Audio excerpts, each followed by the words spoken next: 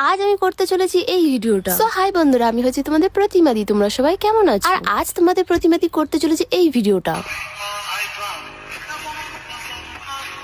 তো চলো, এই ভিডিওটা করার জন্য প্রথমে আমাকে একটা কুর্তি পরে নিতে হবে। তো প্রথমে আমি এখানে একটা সাদা কালারের কুর্তি পরে নিয়েছি। এবার আমি করবো ভিডিওর সেটআপ। এটা না করলে কিন্তু ভিডিওর কোয়ালিটি অতটা ভালো আসে না, কারণ আমার ঘরে প্রচুর লাইট কম, যার জন্য আমি এই লাইটটা কিনেছি। আর তোমাদের মধ্যে অনেকেই জিজ্ঞাসা করেছিল যে এই লাইটটার দাম কত নিয়েছে। তো এই লাইটটার দাম নিয়েছিল 3000 টাকা। আর এটা হচ্ছে আমার সেলফি স্টিক। এটার মধ্যে ফোনটা লাগিয়ে আমি ভিডিও করি। আর বাইরে যে সমস্ত ভিডিও গুলো করি সমস্ত ক্যামেরা আমার ভাই ধরে। আর প্রথমে আমি একটা ভিডিও শট আমার বাড়িতে নিয়ে নিয়েছি। আর এখন যাচ্ছি আমাদের ওই বাড়িতে, মানে আমি ছোটবেলায় যে বাড়িতে জন্মগ্রহণ করেছিলাম। এই যে দেখতে পাচ্ছ এই বাড়িটা, অনেক অনেক স্মৃতি জড়িয়ে আছে আমার এই বাড়িতে, কারণ এই বাড়িতে আমি 15-16 বছরটা কাটিয়েছি। শুধুমাত্র ফ্যামিলির ঝামেলার কারণে আমরা মাটির বাড়িতে আছি। আমার অনেক ছবিও এই বাড়িতে আছে, তোমরা দেখতে পাচ্ছ। কিন্তু বর্তমানে আমার দাদা এখন এই বাড়িতে থাকে, আমরা কেউ থাকি না। তো আমি এখন আলমারি থেকে একটা শাড়ি বার করে নিয়েছি। আর আমি কিন্তু ওই মেয়েটার মতো শর্ট ড্রেস পরবো না, কারণ তোমরা অনেকেই জানো তোমাদের প্রতিমাদি কিন্তু শর্ট ড্রেস পরে না, না হয় শাড়ি, না হয় চুড়িদার, না হয় কুর্তি। আমি এইসব জামা কাপড় পরতে বেশি ভালোবাসি। আর আমি কিন্তু জিন্স টপও পরি না, এক আধবার পরেছিলাম, কিন্তু কবে পরেছি সেটাও আমার মনে নেই। আর আমার সব থেকে ফেভারিট হচ্ছে শাড়ি, আর আমি শাড়ি পরতে বেশি ভালোবাসি। আর এবার করছি আমি মুখে মেকআপ। আর অনেকেই বলে যে তুমি মেকআপ করতে পারো না, তুমি মেকআপ কেন করছো? যে কাজটা পারো না সে কাজটা করতে যাও কেন? আরে দেখো, আমি পারি না সেটা